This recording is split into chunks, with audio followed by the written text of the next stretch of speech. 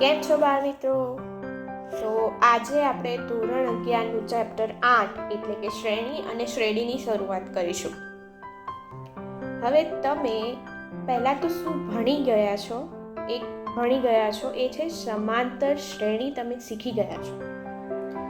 અને ઇવન શ્રેણીનો ઉપયોગ હું તમને કહું, તમે ખૂબ જ નાના હતા ને ત્યારથી કરો છો. થાય છે ને અચરજ? એવી રીતે જો હું તમને એક બે એક્ઝામ્પલ આપું કે તમે અહીંયા લખ્યું છે કે 2, બીજામાં લખ્યું છે 4, પછી લખ્યું છે 6,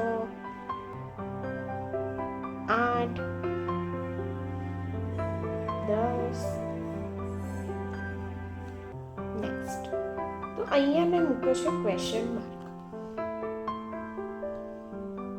બરોબર? તો તમને એમ પૂછવામાં આવે કે નેક્સ્ટ ટર્મ શું હશે, તો તમે શું કરશો? આ ભાઈ શું દેખાય છે? આ છે ગણિતમાં ઘડીઓ છે 2, 4, 6, 8, 2 2 2 4 2 3 રાઈટ? તો આમાં પણ તમે કર્યું શું? 2 2 ની ગેપ રાખી. શું કર્યું તમે? 2 2 ની ગેપ રાખી. કેવી રીતે? જો આગળ 2 છોડ્યા, 0 પછી 1 2, હવે 2 માં 2 ઉમેરો, +2 કર્યા છે દરેક વખતે. અહીંયા +2 કરો તો અહીંયા કેટલા આવશે?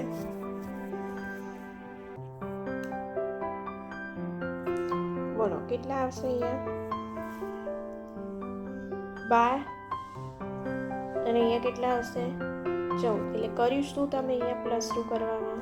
ઘડિયો જ થયો ને, 2 6 2 સીધા 14, રાઈટ? તો આ પણ એક પ્રકારની શું છે? શ્રેણી. તમે એના માટે શું કર્યું? એક નિશ્ચિત પ્રોસેસ ફોલો કરી.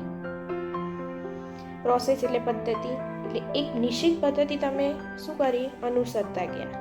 અને આ નિશ્ચિત પદ્ધતિને અનુસરતા અનુક્રમને તમે શું કર્યું? શું કહેવાય? શ્રેણી. તો શું છે? પહેલા તો એક નિશ્ચિત તમે શું કરી?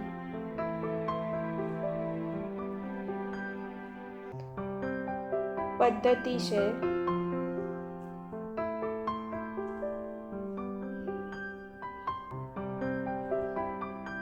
અનુસરતા અનુક્રમને શું કહીશું આપણે? શ્રેણી. છે ને એકદમ ઇઝી વ્યાખ્યા. શું કર્યું આપણે? એક નિશ્ચિત જે પદ્ધતિ છે, એક નિશ્ચિત પદ્ધતિને, એક પ્રોસેસને તમે શું કરી? ફોલો કરી. એ પ્રોસેસને ફોલો કરતા તમને શું મળ્યું?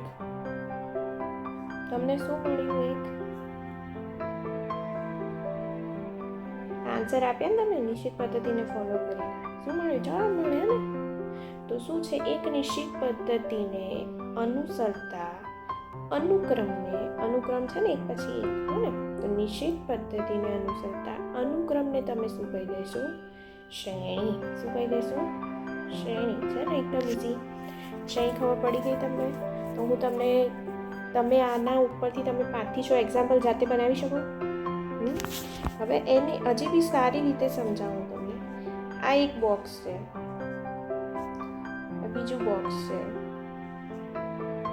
આ ત્રીજું બોક્સ છે,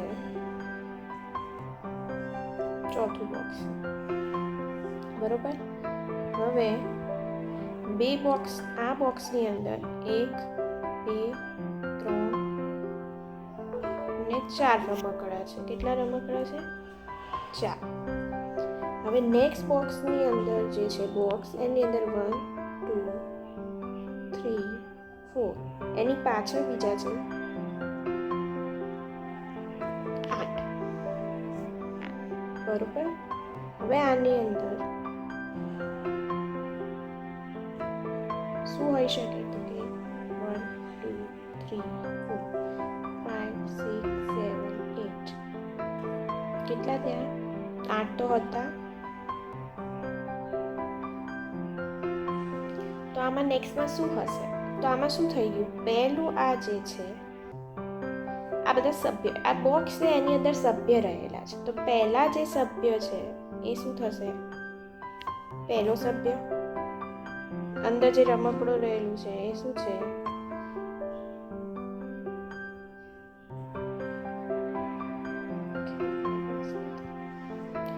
તો આની અંદર જે છે એ શું થશે?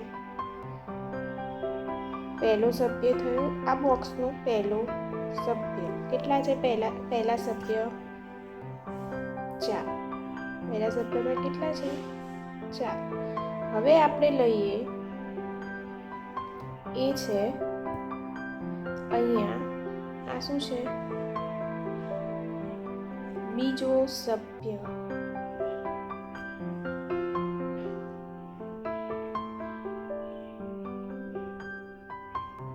શું છે?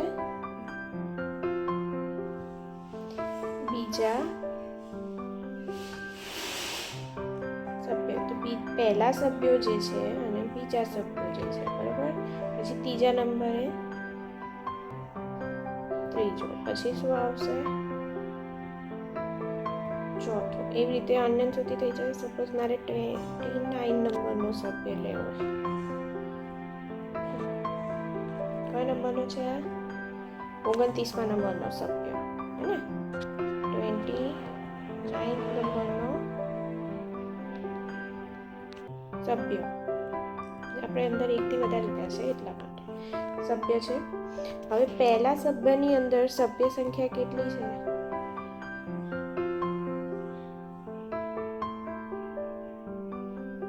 હવે સભ્ય સંખ્યા લખીએ તો પહેલાની અંદર સભ્ય સંખ્યા કેટલી છે? 4. બીજાની અંદર કેટલી છે? 8. ત્રીજાની અંદર 12. તો તમને ચોથાની ખબર પડી ગઈ?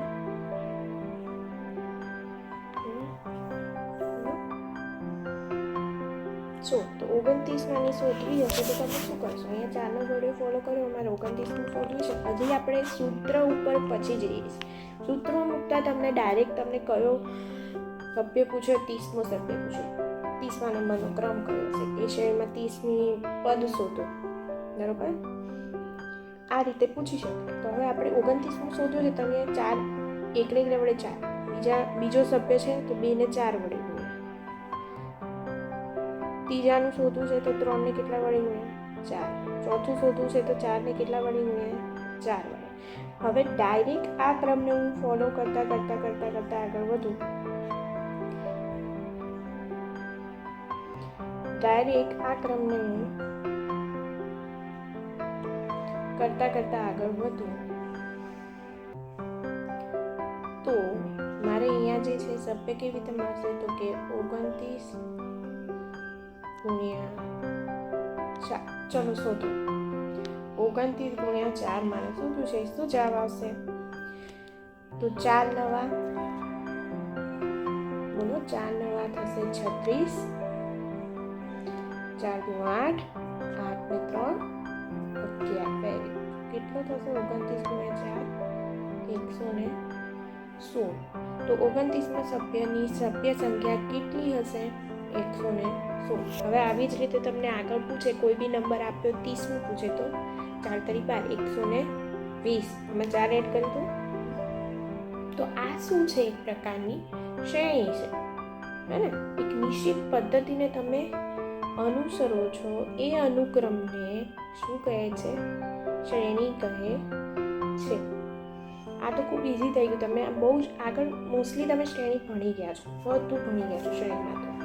તો હવે આના ઉપરથી એક વસ્તુને અનુક્રમને ફોલો કરતા આ લોકોએ એક પ્રકારનું સૂત્ર વિકસાવ્યું. એ સૂત્રથી તમે ડાયરેક્ટ જ કોઈ બી શ્રેણી આપી છે એનું પહેલું પદ તમને ખબર છે, બે વચ્ચેનો ડિફરન્સ ખબર છે, બરાબર.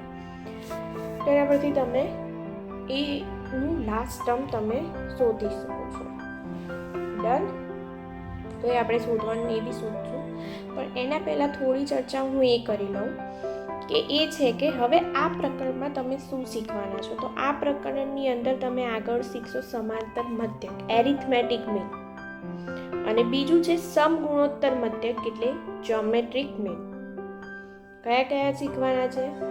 સમાંતર મધ્યક અને સમગુણોત્તર મધ્યક. આ પણ એકદમ ઇઝી છે. અને એ બંને વચ્ચેનું શું ભણવાના છો? રિલેશન તો બધી ઇમ્પોર્ટન્ટ છે. હા, સંગુણોત્તર મધ્યક અને સમાંતર મધ્યક વચ્ચેનું શું ભણવાના છો તમે? સંબંધ તો સાચવવું પડે બધે, તો આમાં પણ તમારે સંબંધ શીખવાનો છે. તો છે સમાંતર મધ્યક અને સમગુણોત્તર મધ્યક. ઓકે, તો આના જે તમે ભણવાના છો આના પછીનું નેક્સ્ટ, એ આપણે લઈશું નેક્સ્ટ લેક્ચરની અંદર. કોઈ પણ ક્વેરી હોય તમને આમાં, તો તમે કોમેન્ટ સેક્શનમાં કોમેન્ટ કરી શકો છો. તમને જો કોઈ એક્ઝામ્પલ નથી ફાવતા તો મને એ સ્ક્રીનશોટ મૂકી શકો છો કોમેન્ટની અંદર, કાં તો પછી તમે એ મેસેજ ટાઈપ કરી દો, પેજ નંબર ટાઈપ કરી દો, ક્વેશ્ચન નંબર ટાઈપ કરી દો, તો હું તમને જરૂરથી એનું સોલ્યુશન શોધી આપીશ અને એને કેવી રીતે કરવું એનો વિડીયો બનાવીને પણ મૂકી દઈશ, જેથી તમને ઇઝી રહે. તો ઓલ ધ બેસ્ટ. મળીએ આપણે નેક્સ્ટ લેક્ચરની અંદર. ત્યાં સુધી આના 5-6 એક્ઝામ્પલ જાતે બનાવો અને રમતા રમતા શીખતા રહો.